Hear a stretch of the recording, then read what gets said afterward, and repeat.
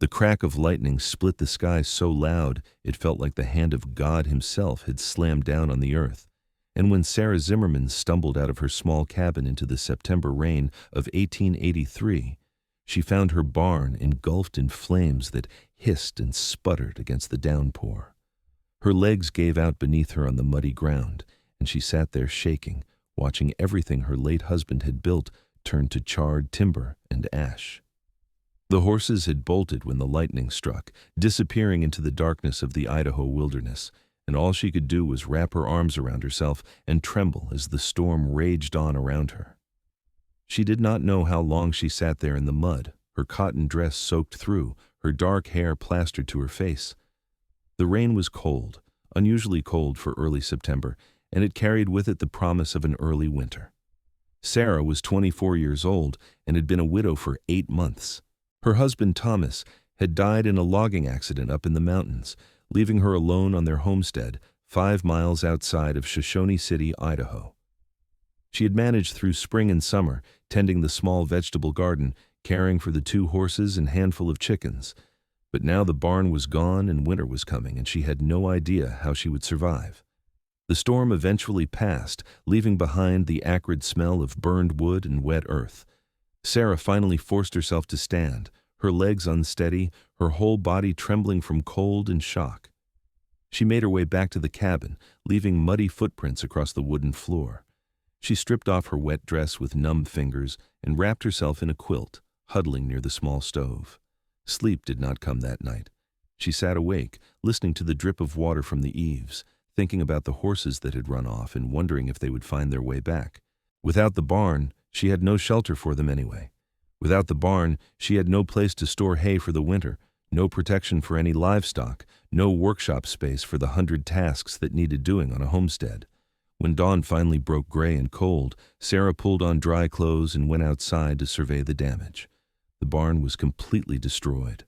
All that remained was a blackened skeleton of timber and a pile of smoking debris.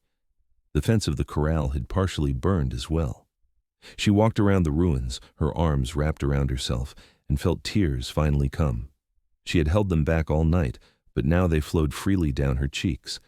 She had no money to hire someone to rebuild. She had barely enough money to buy supplies for winter. Thomas had left her a little cash, but it was meant to last her through the cold months when nothing could be earned.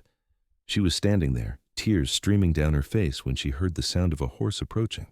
Sarah quickly wiped at her eyes and turned to see a man riding up the trail from the direction of the mountains. He was a big man, broad-shouldered and tall, sitting easy in the saddle.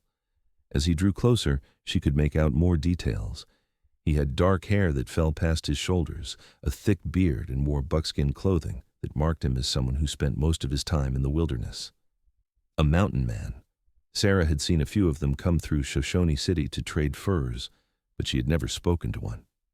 The man reined his horse to a stop a respectful distance away and looked at the burned barn, then at Sarah.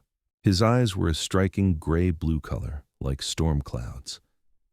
"Madam," he said, his voice deep and rough from lack of use, "I saw the smoke from up in the hills last night. Wanted to make sure whoever lived here was all right." Sarah tried to compose herself, standing straighter despite the fact that she knew her face must be blotchy from crying. "I am unharmed," she said, proud that her voice did not shake. "The barn took the lightning strike. The horses ran off." The man swung down from his saddle with an easy grace, surprising for someone his size.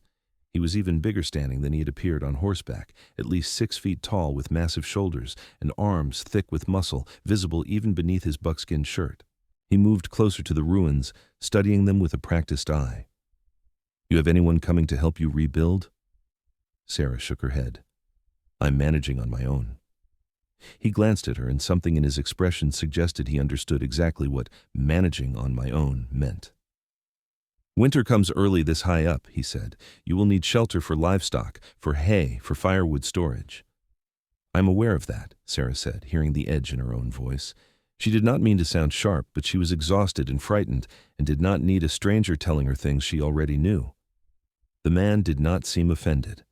He walked around the burned structure, occasionally crouching down to examine the foundation stones. Finally, he came back to where Sarah stood. "Name is Samuel Turner," he said. "I have a trap line in the mountains, but I have got time before the fur season really starts. I can rebuild this for you before the snow comes." Sarah stared at him. "I cannot pay you.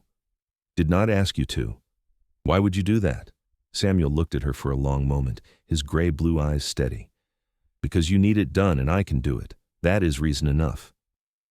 Sarah did not know what to say.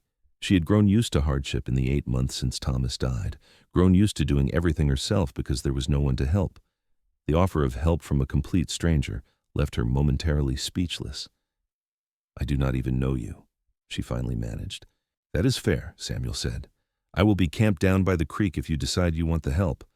I saw your horses about a mile north, by the way. They are grazing in a meadow. I can fetch them back if you like." He moved back to his horse and mounted up in one smooth motion. Sarah found her voice. "Wait, why are you really doing this?" Samuel looked down at her from the saddle. "My mother was left alone when my father died," he said simply. "Neighbors helped her. I'm just passing that forward." He touched the brim of his hat. "Think on it, madam. Offer stands." He rode off before Sarah could respond, heading in the direction he had come from. She stood there watching him go, her mind racing. Everything in her that had learned to be suspicious, to protect herself, told her to refuse. But the practical part of her, the part that had been worrying all night about how she would survive the winter, knew that she could not rebuild the barn alone. She barely had the strength to split enough firewood for the cabin, let alone construct an entire building. Sarah spent the morning salvaging what she could from the barn ruins. Most of it was unsalvageable, but she found a few tools that had survived and some metal hardware that could be reused. Around midday, she heard horses approaching and looked up to see Samuel leading her 2 horses, a bay mare and a chestnut gelding. Both animals looked calm, and they whinnied when they saw her. "Found them easy enough," Samuel said, handing her the leads. They did not go far. Sarah took the ropes, relief flooding through her. The horses were valuable, more valuable than almost anything else she owned. "Thank you," she said, and meant it. Samuel nodded. "You've got no place to put them now. I can rig up a temporary shelter today if you like. Just something to keep the rain off them until we get the barn built." Sarah looked at him, at this stranger who had appeared out of the mountains to help her. She took a deep breath. "All right," she said, "I accept your help, but I can feed you at least. It is not payment, but it is something." A slight smile crossed Samuel's bearded face, the first expression she had seen from him beyond calm seriousness. "That is fair. I will get started on that shelter." He was true to his word. Samuel worked through the afternoon, cutting poles from the trees at the edge of Sarah's property and constructing a simple 3-sided shelter for the horses. Sarah watched him work as she went about her own chores, feeding the chickens and tending the garden. He moved with efficiency and skill, his powerful arms handling the heavy logs as if they weighed nothing. He barely spoke, focused entirely on the task at hand. As the sun began to sink toward the western mountains, Sarah called out to him, "I have supper ready if you want to wash up." Samuel secured the last pole and stepped back to examine his work. The shelter was crude but solid, with a slanted roof that would keep off rain and snow. He nodded to himself, then walked to the pump by the cabin to wash the dirt and bark from his hands. Sarah had made a simple stew from vegetables and a bit of salt pork, and she had baked bread that morning before the storm had hit. It was not fancy, but it was filling. She set the table for 2, feeling strange about having a man in her cabin again. The last person who had sat at this table was Thomas. Samuel came inside, ducking his head to clear the doorframe. He seemed even bigger in the small cabin, his broad shoulders and tall frame making the space feel cramped. He removed his hat and hung it by the door, then sat carefully in the chair Sarah indicated, as if afraid he might break it. They ate in silence for a few minutes. Sarah found herself sneaking glances at him. Up close, she could see that he was younger than she had first thought, probably not much past 30. His face was weathered from years in the sun and wind, but his eyes were clear and intelligent. There was a quiet strength about him that she found oddly comforting. "This is good," Samuel said finally, gesturing to the stew. "Better than camp food." "Thank you," Sarah said. She hesitated, then added, "Can I ask you something?" "Go ahead." "You said your mother was left alone. Is she still living?" Samuel shook his head. She passed 6 years back. But she lived a good long life after my father died, largely because people helped her when she needed it. He paused. I was young when he died, too young to do the heavy work that needed doing. Neighbors stepped in. I've never forgotten that. Sarah felt a lump form in her throat. I'm sorry for your loss. And I for yours, Samuel said, his eyes meeting hers. I saw the grave marker out past the garden, recent. Sarah nodded, not trusting herself to speak. Thomas's grave was a constant reminder of everything she had lost, but she tended it faithfully, keeping the weeds clear and placing wildflowers there when she could. How long ago? Samuel asked gently. 8 months. Logging accident. Sarah took a breath. We had only been married 2 years. We were going to start a family, but then he was gone and everything fell apart. Samuel was quiet for a moment. You have done well to keep the place going this long on your own. I have not had a choice. There is always a choice. You could have given up, moved back east or into town. You did not. That takes strength. Sarah felt warmth spread through her chest at his words. No one had told her she was strong. Most people in Shoshone City either ignored her or looked at her with pity. I could not leave, she said. Thomas built this place. It is all I have of him. Samuel nodded as if he understood completely. They finished the meal in companionable silence, and when Samuel rose to leave, Sarah found herself not wanting him to go. The cabin felt less empty with him in it. I will be back at first light, Samuel said, settling his hat on his head. We will start clearing the debris tomorrow and see what can be salvaged for the new build. Where will you sleep? Sarah asked. I've got a camp down by the creek. I'm used to sleeping rough. After he left, Sarah cleaned up the dishes and prepared for bed. But again, sleep eluded her. She kept thinking about Samuel Turner, about his offer to help, about the way he had looked at Thomas's grave with understanding in his eyes. She thought about his hands, large and calloused and capable, and the way he moved with such confidence and strength. She felt guilty for noticing these things, for thinking about another man when Thomas had only been gone 8 months. But she could not help it. The next morning, Samuel arrived just as the sun was breaking over the eastern mountains. Sarah had been up for an hour already, making breakfast and trying to ignore the nervousness she felt. When she heard his horse approaching, she smoothed down her dress and tucked a stray strand of hair behind her ear, then felt foolish for doing so. Samuel dismounted and greeted her with a nod. Morning, madam. I have breakfast ready, Sarah said, and please call me Sarah. Madam makes me feel ancient. That slight smile crossed his face again.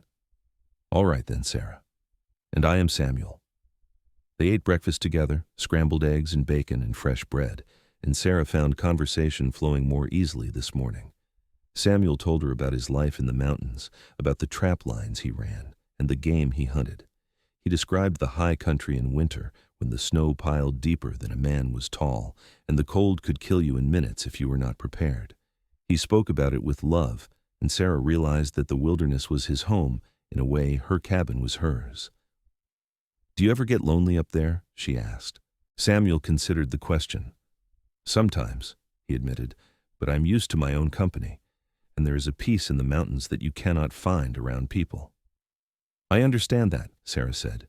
There is a peace here too, or there was before the barn burned. After breakfast, they went to work. Samuel began the hard labor of clearing the burned timber, while Sarah sorted through the debris for anything salvageable. It was hot, dirty work. The September sun beat down on them, unusually warm after the cold rain of 2 nights before. Sarah tied her hair back with a strip of cloth and rolled up her sleeves, ignoring the soot that stained her dress and hands. As the morning wore on, she found herself watching Samuel work. His strength was extraordinary. He lifted beams that Sarah could not have budged, tossing them aside as if they weighed nothing. Sweat soaked through his buckskin shirt, and eventually he stripped it off, working in just his undershirt. Sarah could see the muscles of his arms and shoulders flexing with each movement, the power in his broad back. She felt heat rise to her face that had nothing to do with the sun and quickly looked away. By midday, they had cleared about half the debris. Sarah brought out water and leftover bread and cheese, and they sat in the shade of the cabin to eat. Samuel drank deeply from the dipper, water running down his beard, and Sarah found herself thinking thoughts that made her blush. You are making good progress, she said, forcing her mind back to practical matters. We should have it cleared by tomorrow, Samuel said. Then I will need to ride into Shoshone City to buy lumber and nails. Some of the foundation is still good, but we will need new timber for the frame and walls. Sarah's stomach clenched. I do not have much money. How much do you have? She told him, feeling ashamed at how small the amount was. Samuel was quiet for a moment, clearly calculating. That will cover the materials if we are careful, he said finally. I can cut some of the timber from your property, the big pines at the north edge. That will save money. And I have got some credit at the general store in town. I can cover what you cannot. No, Sarah said firmly. I cannot let you do that. You are already giving your time. Sarah, Samuel said, his voice gentle but firm. Let me help, please. You can pay me back someday if it makes you feel better, but right now, what matters is getting that barn built before the snow flies. Sarah wanted to argue, but she knew he was right. Pride would not keep her warm in winter or put food on the table. All right, she said quietly, but I will pay you back, somehow. I know you will, Samuel said. They worked through the afternoon until the sun began to sink. Sarah made supper again, a simple meal of beans and cornbread, and Samuel ate with her before riding back to his camp. This became their pattern. Samuel would arrive at dawn, they would share breakfast, then work through the day on clearing the burned barn and preparing to build the new one. Sarah cooked meals and brought water and helped where she could, though Samuel did the lion's share of the heavy labor. On the third day, Samuel rode into Shoshone City to purchase supplies. Sarah gave him her small hoard of money, feeling anxious as she watched him ride away. What if he did not come back? What if he took her money and disappeared? But even as the thoughts crossed her mind, she knew they were foolish. Samuel Turner was not that kind of man. He returned in the late afternoon with a wagon full of lumber, nails, and other supplies. Got a good price, he told her. Your money covered most of it. I only had to put in a little extra. How much extra? Sarah demanded. Sarah, does not matter. Samuel, he looked at her, those gray blue eyes steady and calm. Let it go, Sarah. Please. She wanted to argue, but something in his expression stopped her. Instead, she just nodded and helped him unload the wagon. They stacked the lumber carefully near where the barn would rise, and Samuel covered it with canvas to protect it from rain. That night at supper, Sarah found herself talking more than she had in months. She told Samuel about her life before coming to Idaho, about growing up in Ohio as the youngest of 5 children, about meeting Thomas at a church social when she was 19. She told him about the decision to move west, to stake a claim and build a new life. Samuel listened without interrupting, his attention fully on her, and Sarah realized how starved she had been for conversation, for human connection. Do you regret coming west? Samuel asked when she finished.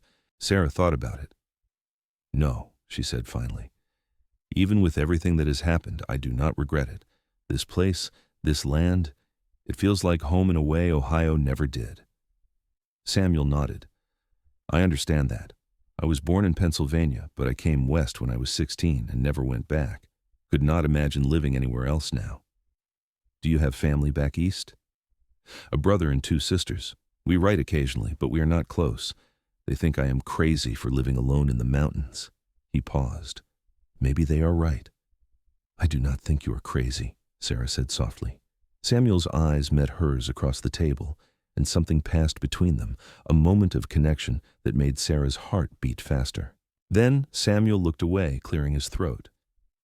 I should get back to camp, he said, standing. Early start tomorrow. We will begin framing the barn. After he left, Sarah sat at the table for a long time, her hand pressed against her chest, feeling her heart gradually slow. She was developing feelings for Samuel Turner, she realized. Real feelings, not just gratitude for his help. The realization frightened her. It was too soon. Thomas had only been gone 8 months. What kind of woman was she, to be thinking about another man so quickly? But another part of her whispered that 8 months alone was a long time, that she was young and lonely, and Samuel was kind and strong and everything she needed. She pushed the thoughts away and went to bed, but they haunted her dreams. The next week passed in a blur of hard work. Samuel began constructing the frame of the new barn, and Sarah helped where she could, holding boards steady while he nailed them, fetching tools, preparing meals. The weather held clear and warm, perfect building weather, though the nights were getting colder. Samuel worked from dawn until dusk, barely stopping to rest. The barn began to take shape, rising from the ashes of the old one. Sarah found herself looking forward to Samuel's arrival each morning, to the sound of his horse coming up the trail. She took extra care with her appearance, wearing her better dresses, brushing her hair until it shone. She made more elaborate meals than she'd been eating alone, using precious supplies from her pantry. She told herself it was just gratitude, just repayment for his help, but she knew it was more than that. Samuel, for his part, seemed to enjoy the meals in the company, but he never overstepped. He was always respectful, always proper, maintaining a careful distance even as they worked side by side. Sometimes Sarah would catch him looking at her with an expression she could not quite read, but he always looked away quickly. One evening, after they had finished supper and were sitting outside watching the sunset over the mountains, Sarah gathered her courage. "Can I ask you something personal?" Samuel glanced at her. "You can ask, cannot promise I will answer. Is there a woman somewhere? Someone waiting for you?" Samuel was quiet for so long that Sarah thought he was not going to answer. Then he said, "There was. 5 years ago, I was planning to marry her." "What happened?" "She decided she did not want to be married to a mountain man. She wanted someone who would stay in town, who would give her a proper house and a proper life. I could not be that person." He paused. "She married a shopkeeper in Boise. I hear they have 3 children now. Do you regret it? Not changing for her?" Samuel shook his head. "You cannot change who you are for someone else. It never works. She was right to choose what she needed, and I was right to stay true to myself." He looked at Sarah. "What about you? Was Thomas your first love?" "Yes," Sarah said, "and I thought he would be my only love." "Thought?" Sarah felt her cheeks flush. "I do not know what I think anymore." Samuel held her gaze for a moment, and Sarah saw something flicker in his eyes, hope maybe, or longing. But then he looked away. "I should go," he said, standing. "Getting late." Sarah watched him ride away into the gathering darkness, her heart aching with confused emotions. She wanted to call him back, to ask him to stay, but she did not. Instead, she went inside and cried, mourning Thomas and mourning the life she had thought she would have, and feeling guilty for wanting something new. The barn continued to rise. Samuel was an expert builder, his hands skilled and sure. He worked with an economy of motion that spoke of years of experience. The frame went up first, strong beams that would support the roof. Then came the walls, board by board, carefully fitted and nailed. Sarah helped where she could, learning from Samuel, her own hands becoming more skilled with each day. 2 weeks after Samuel had first arrived, the barn was nearly finished. It was smaller than the one that had burned, but solidly built, and Samuel assured her it would stand up to any storm.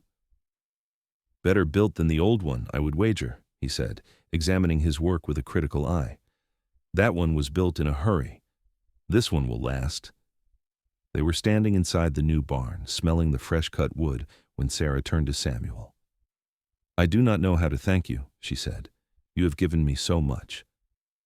Samuel looked down at her, and for the first time, she saw real emotion in his eyes, something raw and vulnerable.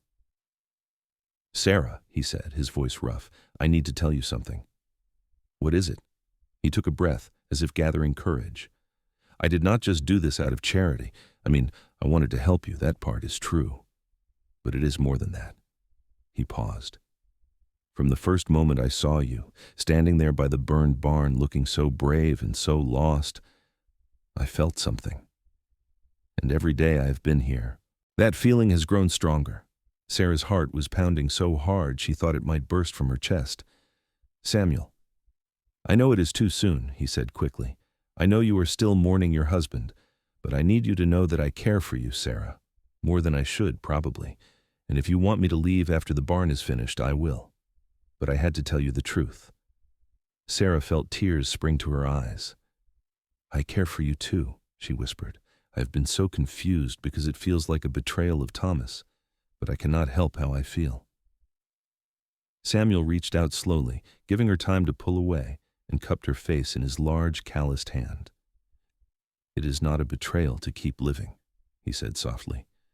"Thomas would not want you to be alone and miserable. He would want you to be happy." "How do you know that?" Because if I loved someone, that is what I would want for them. The tears spilled over, running down Sarah's cheeks. Samuel wiped them away gently with his thumb. "Do not cry," he murmured. "I do not know what to do," Sarah said. "I'm so afraid. What if I lose you too? What if something happens?" "Life does not come with guarantees," Samuel said. "All we can do is take each day as it comes and hold on to what makes us happy." He paused. "You make me happy, Sarah. Happier than I have been in years, maybe ever." Sarah looked up into his eyes and saw the truth there, saw the same longing she felt reflected back at her. "You make me happy too," she said. Samuel smiled, a real smile this time, not just the slight curve of his lips, but a genuine expression of joy that transformed his whole face. "Can I kiss you?" he asked. Sarah nodded, not trusting her voice. Samuel bent down, his hand still cradling her face, and pressed his lips to hers. The kiss was gentle at first, tentative, but then Sarah reached up and wrapped her arms around his neck, pulling him closer.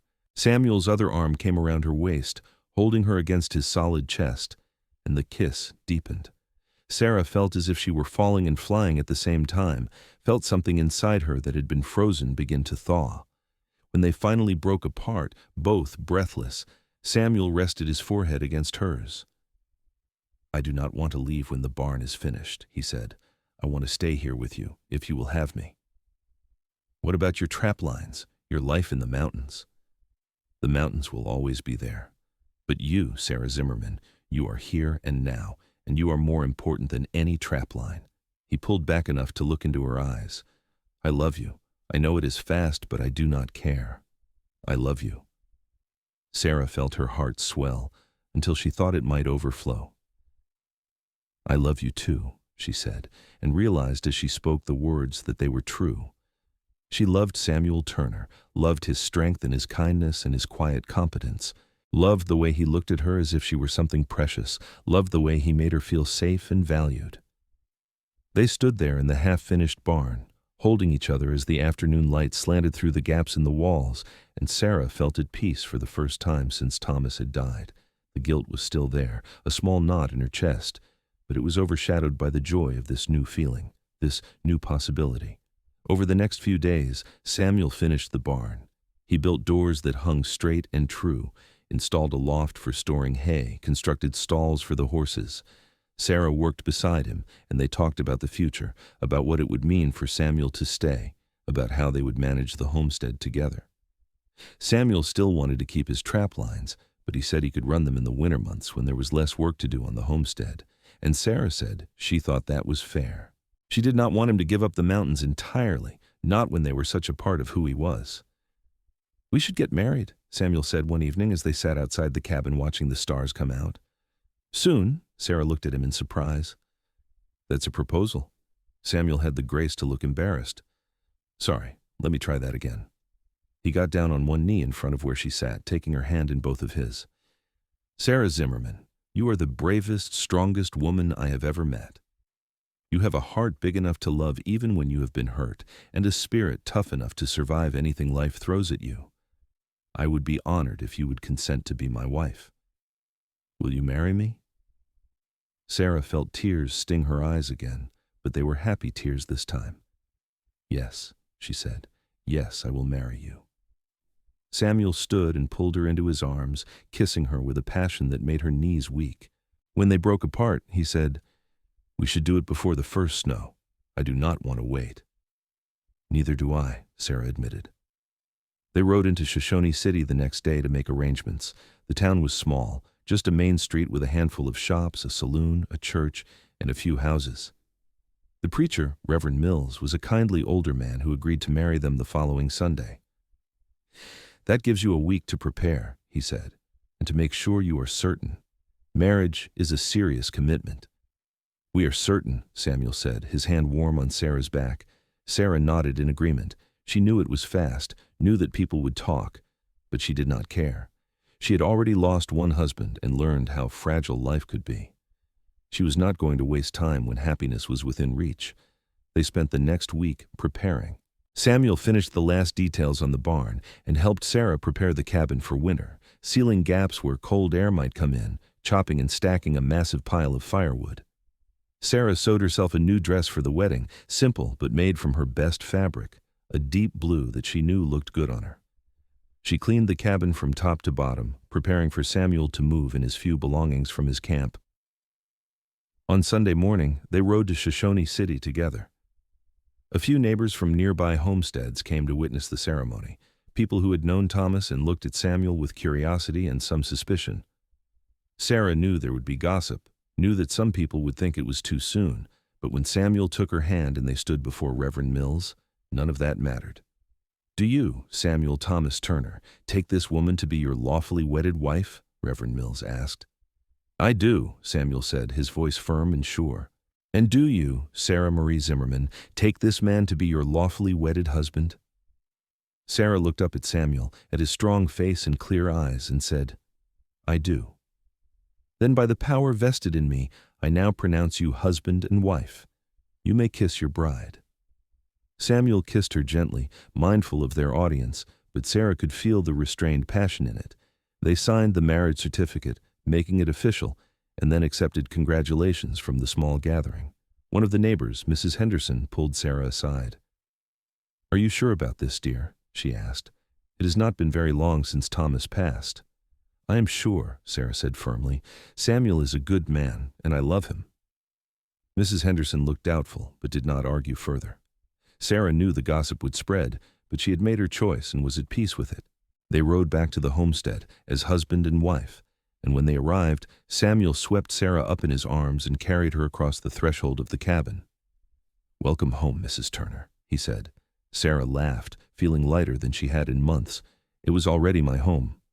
"Our home now," Samuel corrected, and kissed her again. That night they consummated their marriage in the small bed that had once been Sarah's alone. Samuel was gentle and patient, taking his time, making sure Sarah felt loved and cherished.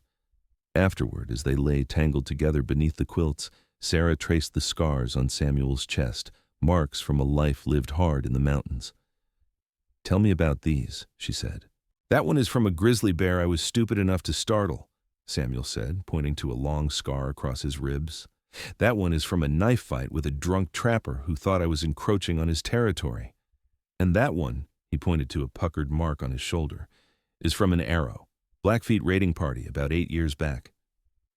"You have lived a dangerous life," Sarah said softly. "I have, but that life led me here to you, so I would not change any of it." He pulled her closer. "What about you?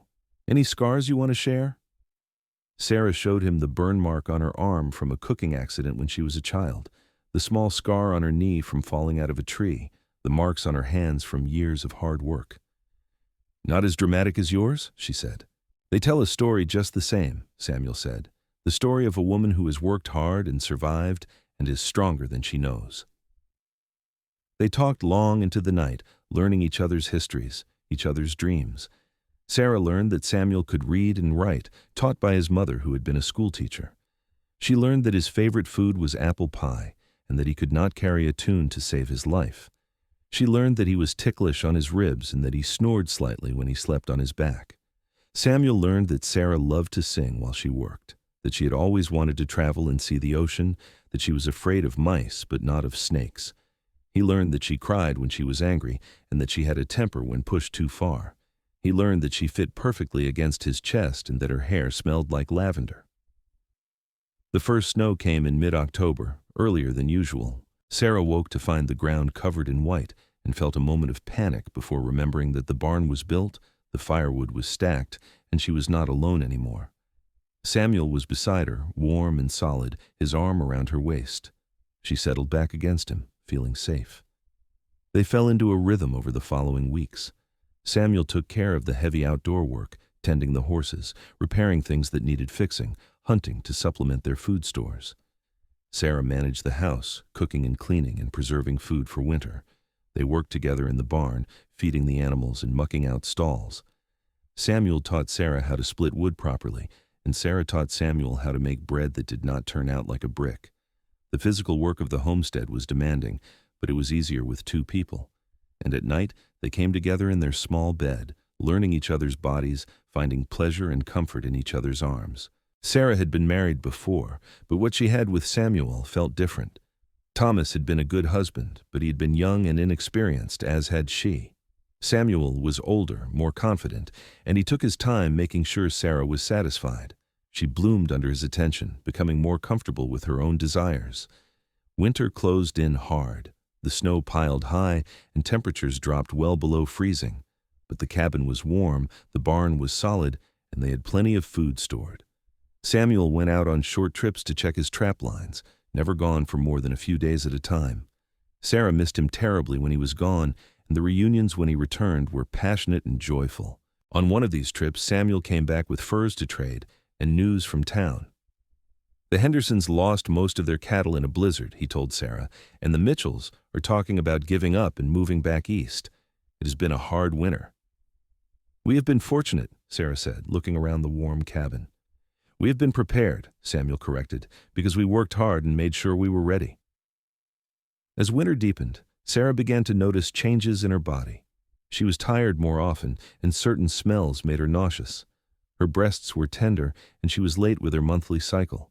She knew what it meant, but she was afraid to hope, afraid to say it out loud. Finally, one morning when the nausea was particularly bad, Samuel found her outside in the cold, breathing deeply. "Sarah, what is wrong?" She looked up at him, tears in her eyes. "I think I am with child." Samuel's face went through several expressions in quick succession: surprise, joy, concern. "Are you certain?" "No, but all the signs are there. I felt this way when I was pregnant before." "Before?" Samuel's voice was careful. Sarah nodded. "I was pregnant when Thomas died, but I lost the baby a few weeks later. Too much stress, the doctor said." She wrapped her arms around herself. "I'm afraid it will happen again." Samuel pulled her into his arms, holding her tightly. "We will take care of you," he said firmly. "You will not do any heavy work. You will rest and eat well, and this baby will be fine. You cannot know that." "No, but I will do everything in my power to make it so." He pulled back to look at her. "A baby. We are going to have a baby." The joy in his voice made Sarah smile despite her fears. "Are you happy about it?" "Happy?" "Sarah, I'm overjoyed. I never thought I would be a father, never thought I would have a family of my own." He kissed her forehead, her cheeks, her lips. "We are going to have a family." Samuel was true to his word. He took over all the heavy chores, insisting that Sarah rest as much as possible. He cooked meals when she was too nauseous to stand the smell of food. He rubbed her feet when they swelled and held her when she cried from hormones and fear. Sarah had never felt so cherished, so protected. As spring came and the snow began to melt, Sarah's belly grew round with their child. Samuel would place his large hand on her stomach, feeling the baby kick, and the look of wonder on his face made Sarah fall in love with him all over again. They talked about names, about what kind of life they wanted to give their child, about the future. "We should expand the cabin," Samuel said one evening, "add another room for the baby. Can we afford it? I sold enough furs this winter to cover it, and I can do most of the work myself." He paused. "I want our child to have a good home, Sarah, a place where he or she feels safe and loved." "Our child will have that," Sarah said softly, "because they will have you as a father." The addition to the cabin went up quickly once the weather warmed enough. Samuel built a cozy room off the main living space with a window facing east to catch the morning sun. Sarah sewed curtains and a blanket for the cradle that Samuel carved from pine. The cradle was beautiful, with intricate designs of mountains and trees, and Sarah cried when she saw it. "It is too beautiful to be hidden away in a bedroom," she said. "Then we will keep it in the main room," Samuel said, "where we can see our baby all the time." In late May, when the wildflowers were blooming across the meadows and the days were long and warm, Sarah went into labor. Samuel rode hard to Shoshone City to fetch the midwife, Mrs. Parker, who came back with him and took charge of the situation with calm efficiency. The labor was long and difficult, lasting through the night and into the next day. Samuel stayed by Sarah's side the whole time, holding her hand, wiping the sweat from her forehead, murmuring encouragement. Finally, as the sun was setting on the second day, Sarah gave birth to a healthy baby boy. Mrs. Parker cleaned him and wrapped him in a blanket, then placed him in Sarah's arms. Sarah looked down at her son, at his tiny, perfect face and his shock of dark hair, and felt her heart expand in a way she had not known was possible. "He is beautiful," she whispered. Samuel was leaning over them, his eyes suspiciously bright. "He is perfect," he said, his voice choked with emotion. He reached out a finger, and the baby grasped it with his tiny hand. "Hello, son. I'm your father. What should we name him?" Sarah asked. They had discussed names but had not settled on one. Now, looking at their son, Samuel said, "What about Simon? Simon Thomas Turner, for both our last names and for your first husband, who would have loved this little boy too." Sarah felt tears stream down her face. The generosity of that gesture, the acknowledgement of Thomas even in this moment, touched her deeply. "Simon," she said. "Yes, Simon Thomas Turner. It is perfect." Mrs. Parker stayed for 2 days to make sure Sarah and the baby were doing well, then rode back to town with promises to check on them in a week. Samuel took over all the household duties, cooking and cleaning and caring for Sarah and the baby, with a tenderness that made Sarah love him even more. He would hold Simon for hours, rocking him, talking to him in a low voice, telling him stories about the mountains and the animals that lived there. "You are a natural father," Sarah told him one evening as she watched him pace with the baby. "I am terrified," Samuel admitted. "What if I do something wrong? What if I cannot protect him?" "You will make mistakes," Sarah said gently. "All parents do, but you will love him, and that is what matters most." As summer came, Simon grew strong and healthy. He had Samuel's gray-blue eyes and Sarah's nose, and he was curious about everything, always looking around with wide eyes. Sarah fell into the rhythms of motherhood, nursing and changing and singing lullabies. Samuel helped with everything, never complaining about sleepless nights or crying jags. They were tired, but they were happy. One evening in July, as they sat outside watching the sunset while Simon slept in Sarah's arms, Samuel said, "I have been thinking." "About what?" "About filing a proper claim on your land, making sure it is secure in both our names, and maybe expanding, claiming some of the adjacent territory. We could run more cattle, maybe even some sheep, build a real ranch." Sarah looked at him in surprise. "I thought you wanted to keep trapping." "I will still trap in winter, but I want to build something permanent here, Sarah. Something for Simon and for any other children we might have. A legacy." "Other children?" Sarah said, raising an eyebrow. "You want more?" Samuel grinned, that rare full smile that still made Sarah's heart skip. "I want a whole house full of children, if you are willing." Sarah looked down at Simon, sleeping peacefully, then back at Samuel. "I think I would like that," she said softly. Over the next few years, Samuel's vision became reality. They filed claims on adjacent land, expanding their holdings to nearly 300 acres. Samuel built a larger barn and fenced pastures. They bought cattle and a small flock of sheep. The homestead became a working ranch, modest but profitable. Samuel still ran his trap lines in winter, but he was home more often than not, and the furs he brought in provided extra income. When Simon was 2 years old, Sarah gave birth to a daughter they named Willow. She had Samuel's dark hair and Sarah's green eyes, and she was a sunny, happy baby. 2 years after that came another son, James, who was the spitting image of Samuel. And 2 years after that, another daughter, Rose, who looked like Sarah but had Samuel's stubborn temperament. The cabin had been expanded multiple times to accommodate their growing family. It was now a proper house with 4 bedrooms, a large kitchen, and a sitting room where they gathered in the evenings. The children played in the meadow where wildflowers bloomed, learning to ride horses almost as soon as they could walk. Samuel taught Simon to hunt and trap, patient with the boy's early mistakes.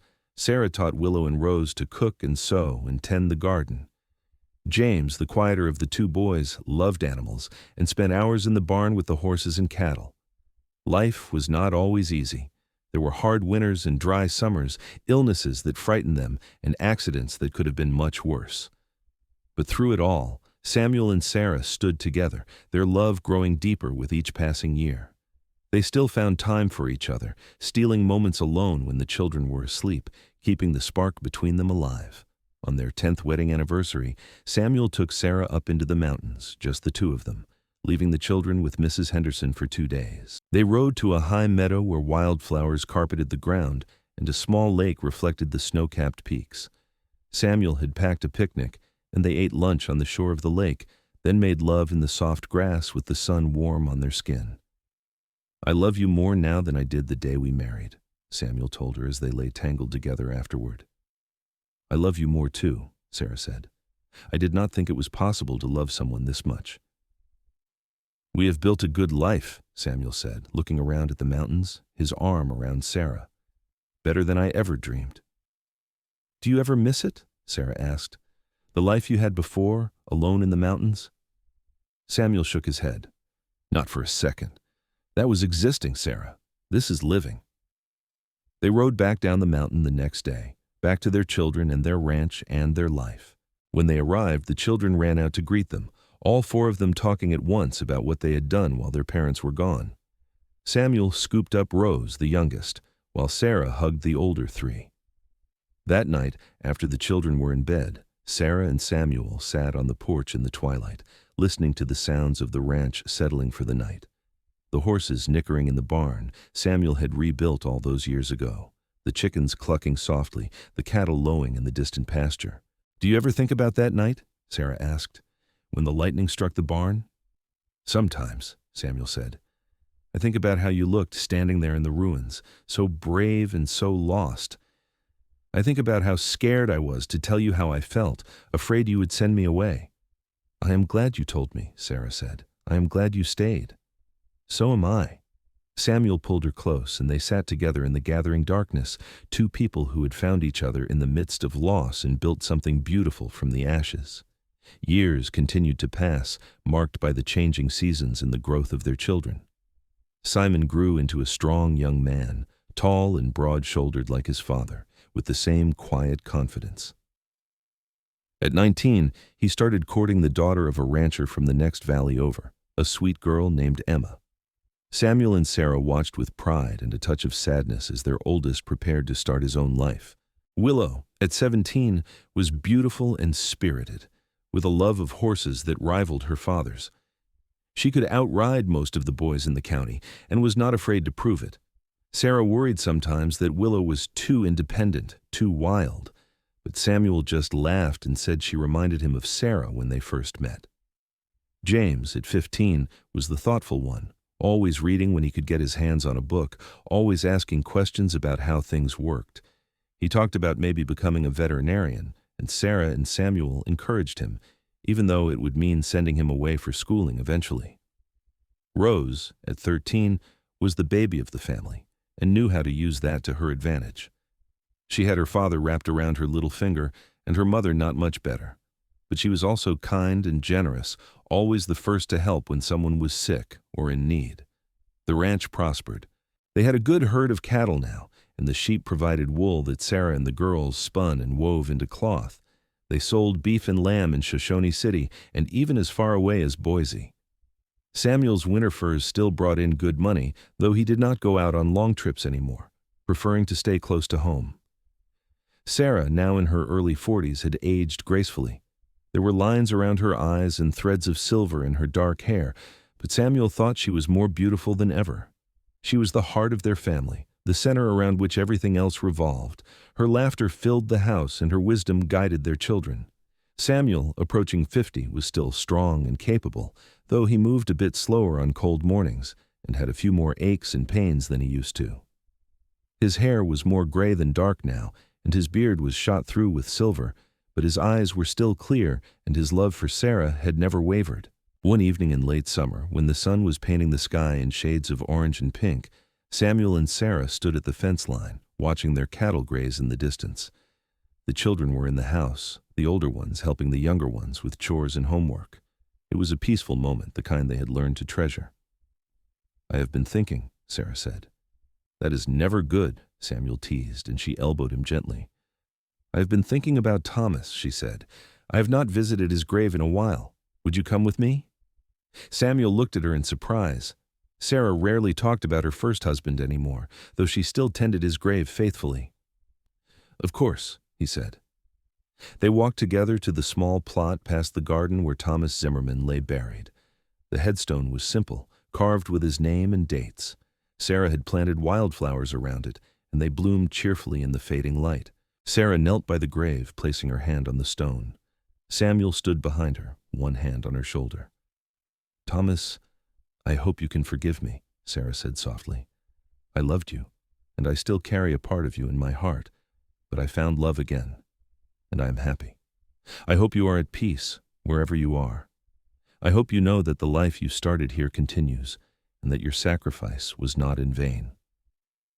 She stood, and Samuel pulled her into his arms. "He would be happy for you," Samuel said. "For us." "I know," Sarah said. "I finally know that." They walked back to the house, hand in hand, and when they entered, they were greeted by the noise and chaos of their family. Simon was arguing with Willow about something, James was reading in the corner, and Rose was setting the table for supper. It was messy and loud and perfect. As they ate together that night, the whole family gathered around the large table Samuel had built years ago. Sarah looked around at the faces of the people she loved. She thought about the terrified woman she had been that night. The lightning struck, shaking in the rain beside the burned ruins of her barn.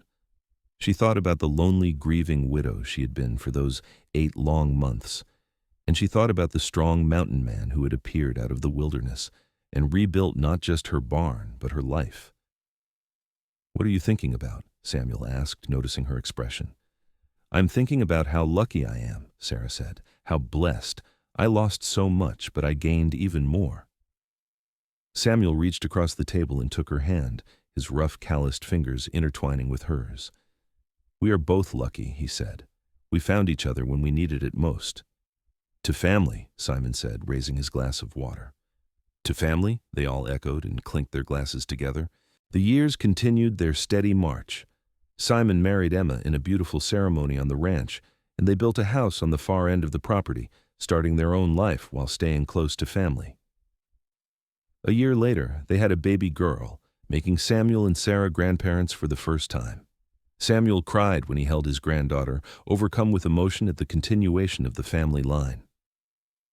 Willow eventually settled down with a horse trader from Montana, a man who could match her spirit and keep up with her wild nature.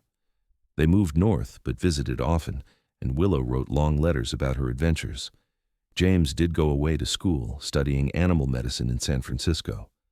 It was hard to have him so far away, but he came home every summer, bringing with him stories of the city and the things he was learning. He never lost his love for the ranch and the animals, and Sarah knew he would come back eventually. Rose married a teacher from Shoshone City, a kind man who shared her love of reading and learning. They stayed in town where he taught at the school, but they visited the ranch every Sunday for dinner, a tradition that Sarah treasured. As Samuel and Sarah entered their 60s, they began to slow down.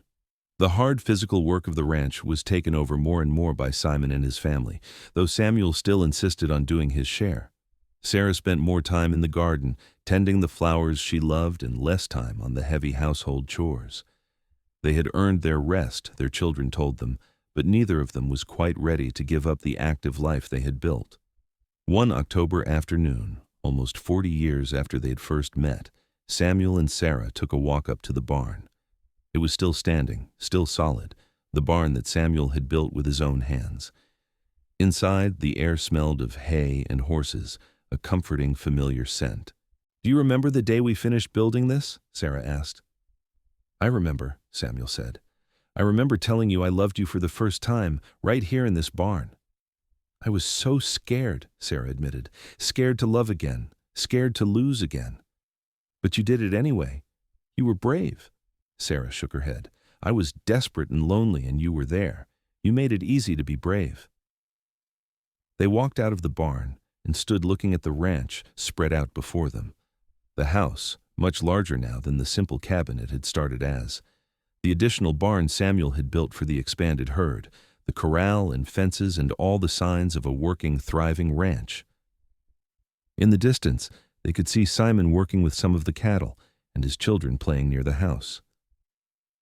"We built something good here," Samuel said, his arm around Sarah's waist. "We did," Sarah agreed. "Together."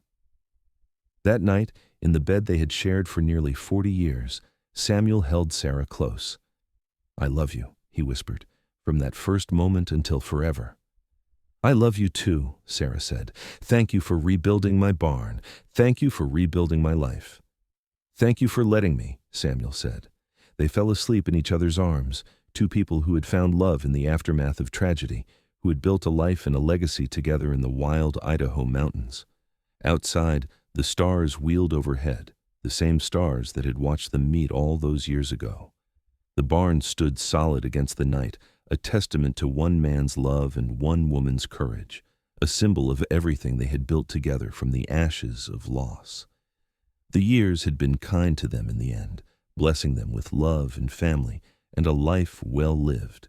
When morning came, they would rise and begin another day on the ranch they had built together, surrounded by the family they had created, secure in the knowledge that their love had weathered every storm and would continue to endure, as solid and lasting as the barn that had brought them together so many years ago.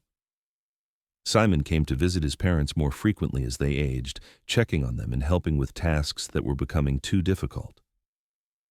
One winter evening, when Sarah was 70 and Samuel was 75, they all gathered in the main house for dinner. It had become a weekly tradition, all the children and grandchildren coming together. The house was full of noise and laughter, 3 generations sharing a meal. After dinner, as the younger grandchildren played and the adults talked, Samuel pulled Sarah aside. "Come outside with me for a moment," he said. Sarah bundled up in a warm shawl, and they stepped out onto the porch. The winter air was cold but clear, and the stars were brilliant overhead. Samuel led her to the bench he had built years ago, and they sat together, looking out at the ranch blanketed in snow. "I've been thinking about that night," Samuel said. "The night the lightning struck your barn." "You think about that often," Sarah said with a smile. "Because it was the night that changed my life," Samuel said. "I was riding down from the mountains, planning to trade my furs and head back up for the winter. I was alone, and I thought I would always be alone. Then I saw the smoke, and I found you." "And you stayed," Sarah said softly. "Best decision I ever made," Samuel said. He took her hand, his fingers still strong despite his age. "I want you to know something, Sarah. Every day I have spent with you has been a gift. Every moment has been precious. I have loved you since the day I met you, and I will love you until the day I die and beyond." Sarah felt tears prick her eyes. "Why are you telling me this now?" "Because I am getting old, and I want to make sure you know. I want to make sure our children know. Love is what matters, Sarah, not money or land or possessions. Love and family and the life you build together, that is what lasts." Sarah leaned her head on his shoulder. "I know. And I have loved every moment with you too, even the hard times, even the struggles, because we faced them together." They sat there in the cold, watching the stars, until Simon came out to find them. "You two are going to freeze out here," he said with concern. "Come back inside." Samuel and Sarah went back into the warm house, into the noise and laughter of their family. And as Sarah looked around at all the faces, at the children and grandchildren who carried their legacy forward, she felt a deep sense of peace and contentment. The scared, shaking woman who had stood beside a burned barn so many years ago was gone, replaced by a woman who had loved and been loved, who had built a life of meaning and purpose. Samuel lived to be 82 years old, passing peacefully in his sleep one spring night with Sarah beside him. The whole family gathered for the funeral, and they buried him on a hill overlooking the ranch, with a view of the mountains he had loved. Sarah stood beside his grave, supported by her children, and said her final goodbye to the man who had saved her and loved her and built a life with her. "Thank you," she whispered, "for everything, for rebuilding my barn and rebuilding my heart, for giving me a family and a life beyond what I ever dreamed. I will love you forever, Samuel Turner. Wait for me on the other side." Sarah lived another 5 years, spending her days in the house she and Samuel had built, surrounded by her family. She tended her garden and played with her great-grandchildren and told stories about Samuel, making sure they remembered the kind, strong man who had been their grandfather. She never remarried, never even considered it. Samuel had been her second chance at love, and he had been more than enough. On a warm July evening, just as the sun was setting, Sarah passed away peacefully in her sleep in the same bed where she had slept with Samuel for so many years. Her children found her in the morning, a peaceful expression on her face, and they knew she had gone to be with the man she loved. They buried Sarah beside Samuel on the hill, and carved on her headstone were the words, "Sarah Turner, Beloved wife, mother, and grandmother, she loved bravely and lived fully. The ranch continued on, passed down through the generations. Simon's children ran it after him, and their children after them. The barn that Samuel had built stood for over 100 years before finally being replaced, but pieces of it were saved and incorporated into the new structure. And the story of Samuel and Sarah was told and retold, a family legend about love found in the ashes of loss, about a mountain man who rebuilt a barn and a widow who opened her heart again. The legacy they left was not just land or buildings or wealth, though those things persisted. Their true legacy was the family they had created, the love they had shared, and the example they had set of courage and perseverance and hope. They had shown that it was possible to lose everything and still find happiness again, that love could bloom even in the darkest times, and that two broken people could come together and create something whole and beautiful. And so their story ended where it had begun, on a piece of land in the Idaho wilderness, with a barn that stood as a testament to one man's love and one woman's courage, a symbol of everything that could be built from the ashes when two people dared to love again.